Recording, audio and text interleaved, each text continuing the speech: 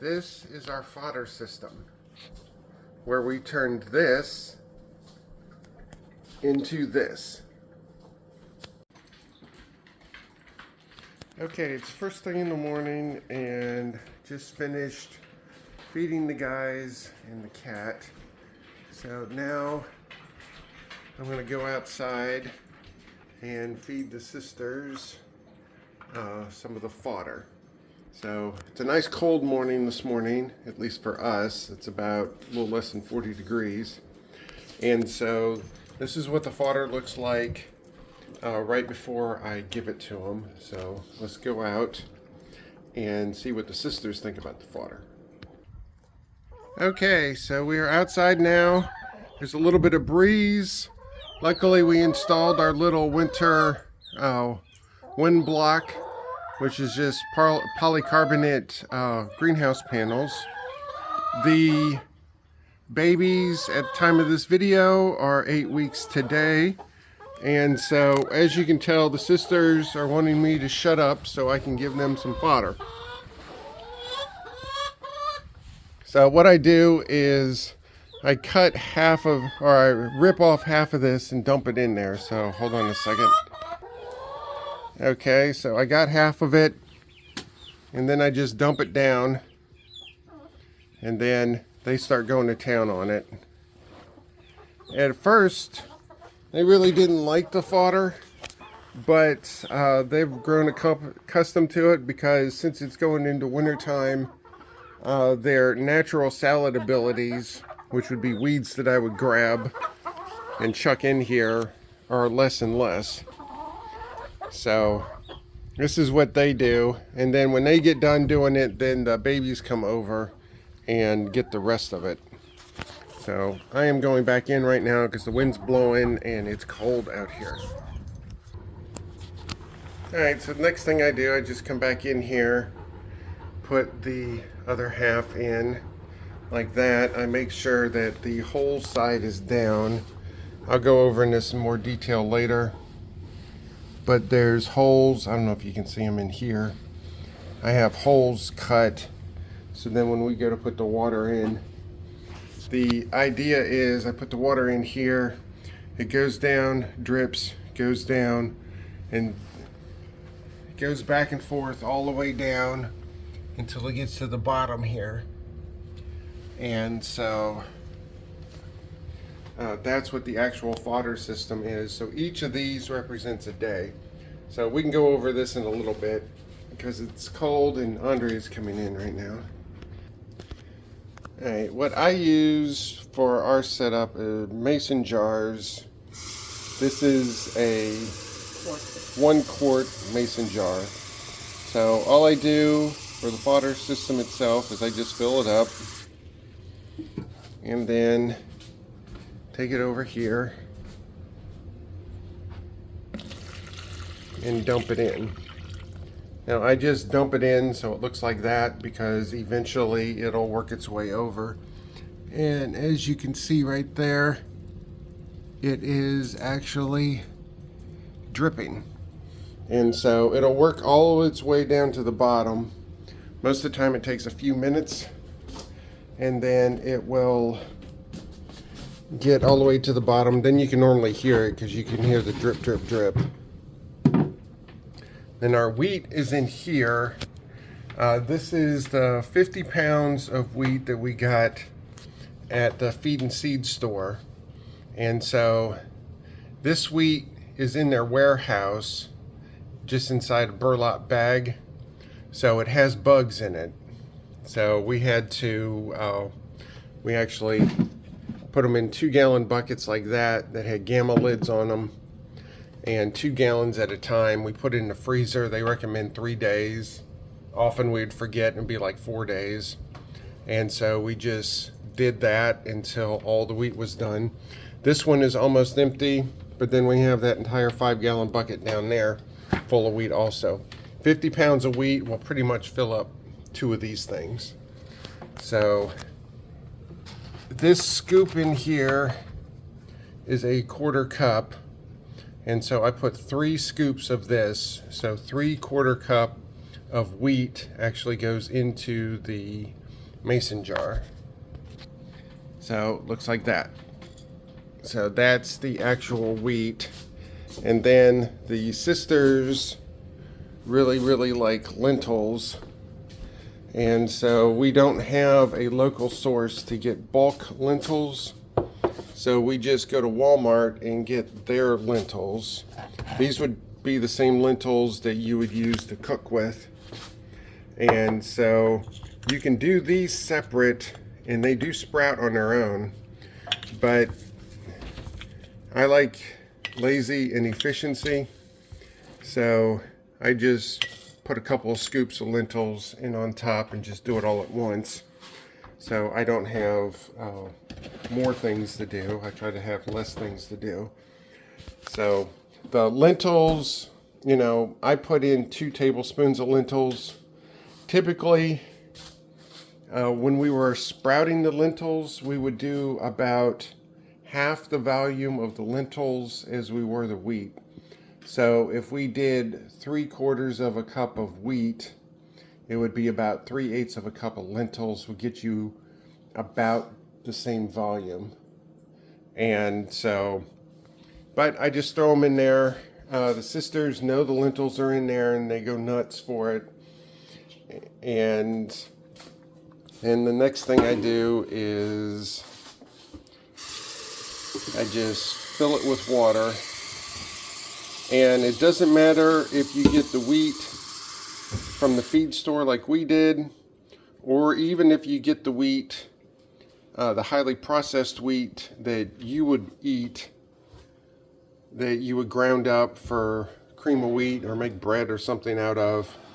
Now, this has little bits of straw and stuff in it because it's from the feed store, but all wheat will have some of it that will float to the surface. So what we do is we let that sit there for about a minute or so, and while that's doing that, this is the one that we had started yesterday, and so you can see how much of the volume had increased. All we do is just, oh, hold on, Andrea's taking the reins of the camera. We shake it, and then I rinse it out a couple of times. Reason you rinse it out is if you just let it sit and don't rinse it, see all those bubbles? That's the beginning of fermentation. So you rinse it out a couple of days to keep it from fermenting. Because the first couple of times I did this, I didn't rinse it out at all. And those ended up not being good. So what we do is we do this 3 times a day. We do it in the morning, we do it around 2 o'clock in the afternoon, and then we do it in the evening. Then for this particular one, since the top of the fodder system is still being used, I just drain it, and then we just stick it on the side like that. And so it stays like that until our afternoon, which is 2 o'clock. Because at 2 o'clock, I typically feed the sisters the other half of the fodder. And so then the top tray becomes available again. And then I can be able to put that in the tray. I did trial and error with this over a few weeks. And this, for us in our environment, seems to be the best. Obviously, individual situations, the wheat might grow faster, might grow slower. So this has been in here for about a minute or so. So you just take it and grab it. If you can see any little black things around, that is what the bugs were. But since this was put in the freezer, the bugs are dead. But the bugs still remain. So I don't get anal retentive about getting every little bit of it off. I just want to get as much as we can. And then we have the mason jars with the little mesh screen on top.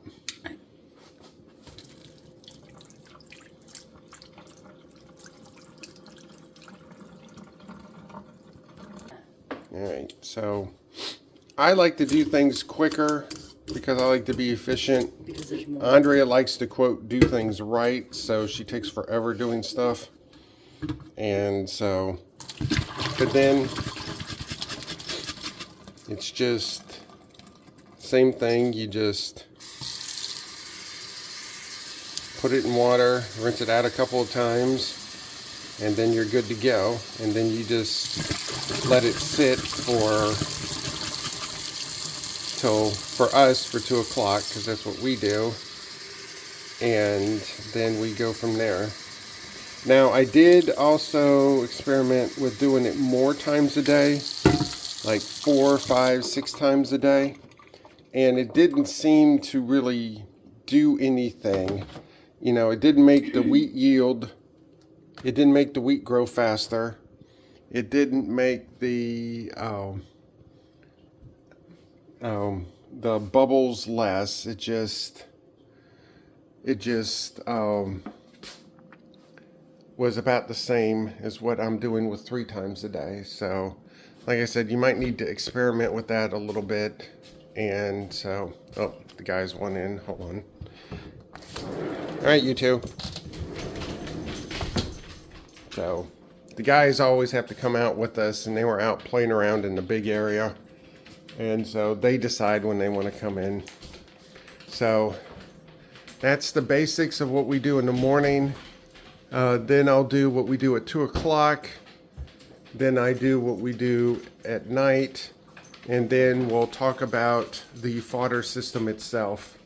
You know, how it was created and why it was created this particular way, the containers we use, and all that. So I'll do that after we do the other 2 for the fodder system. Alright, Andre wanted me to show you the difference between the wheat that we use, which is local winter wheat from the seed place. So that's what's in this container here. This is what we use. And then this is what you would call regular baking wheat. This is the stuff that you buy. And when we were pricing it out, in order to get large quantities, it was like $5, $6, $7 a pound for this stuff. But this stuff is refined and it's ready to use for home purposes. This is not. And like I said, there's bits of straw in there. There were bugs in there. There's even bits of corn in there sometimes. But this is like $6, $7 a pound. This equates to about 14 cents a pound, because we got 50 pounds for less than $15. And so, or is it 30 cents a pound? Something like that. Either way, it was a significant cost difference. And so I think we'll have to go through this 50 pounds and another 50 pounds before it gets into spring. Now, once it gets into spring and everything starts growing again, then we can have other opportunities for fodder, which is pretty much, I would just grab weeds and stuff that the sisters would like to eat and just chuck it into the run. We're also in the process of building a chicken tractor, so we can get them out and do a little bit of foraging. So chicken tractor hopefully is going to be done fairly soon. So, but Andre just wanted to show you 2 different types of wheat. Okay, so I have my helper dog here. That would be Sherlock. So it's 2 o'clock, so I just gave the sisters the other half of their fodder. And so just wanted to show you real quick what we do is that if you look underneath here, see if I can get it. And of course that one doesn't show very well, although you can see the couple drops coming out. That's where the holes are. So what I do is I flip them backwards. Alright, this is kind of hard to do with one person. I flip it backwards and then move it up. So this one comes out, flip it over. There we go. And so I just do that all the way down.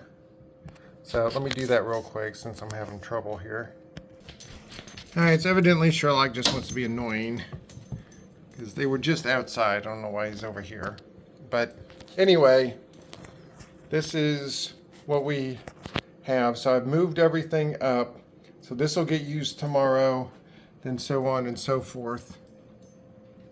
What I have is I have 7 levels here. All right, dog, move. Thank you. I have 7 levels here, so I'll show you what I'm going to do with that one in a second. And then I have the tub down here. So as the water goes through the system, then it ends up down here. I change this every day, and that's what it looks like, and it does not smell very good. But you can change it more often if you want. I just like to do it once a day. So Sherlock is going to continue to be a pain. So let's walk over here real quick, and you can see the holes better here. Now these containers, we just got them at Walmart. I think we got like a 10-pack of them for $10 or $11 or something.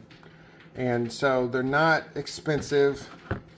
And what these are here, these are 1/8 inch cut holes. I just used the drill and just drilled 8 holes. The first hole I wanted about in the middle of here, not on the edge. And so I'll tell you why in a second. So these 4 holes cover whenever water gets here. And then these other 4 holes are if any water escapes from here, it can go in there to make sure that it drains properly. And so if we come back over here, we have, for stability reasons, we have a 2x4 right here. So if these holes were near the edge, they would hit that 2x4 and not go where we want to. But with the way I have it is, as long as this is about flush with the edge, then it will drain fine. And we've been doing this, I think, for about 2 months now, and it's drained fine every day. Now the other thing was, we have the capability with this particular system to do 2 of them. And I wanted to do it for 2 reasons. 1, in case we wanted to produce more. And 2 is, as tall as this thing is, because it is fairly tall, because if you zoom back a little bit, you can see how much taller it is than the table. And if I remember right, it's like 4.5 feet tall. If it was only one of these wide, it would be a lot narrower, because it would stop right here, and it would be a lot more unstable. But here, as you can see, I'm really moving it, and it's not really going very well. So somebody can hit it. Sherlock sometimes bumps it when he goes outside because he gets too excited. But it's, unless you just smash right into it, it's not going to fall over. And so we actually did a 1.0 version of this, and it did not fare up very well. But let's go back over. And so what I do now is I clean all of this off. I don't use soap. I just, we have a separate one of these things that we do all the chicken stuff with. So I just wipe that off while I'm running water. Then when I'm done with that, I get a toothpick here and I put that in every single hole, because I don't know if you can see it on the video, but a lot of these get clogged up. And so that toothpick going through it, while there's water on top of it, forcing it down, cleans them all up. And so let me do that real quick, and then we'll go to the next step. Okay. So as you can see, these 1/8 inch holes, after they get cleaned out, they drain fairly well. And without the grass roots in there, making the water more complicated to get through, it can drain that whole thing out in a fairly small amount of time. And so I did not want the holes to be bigger than that because I was afraid that the wheat would get caught or go through the hole. And I didn't want them smaller than that because water, ironically, is very sticky.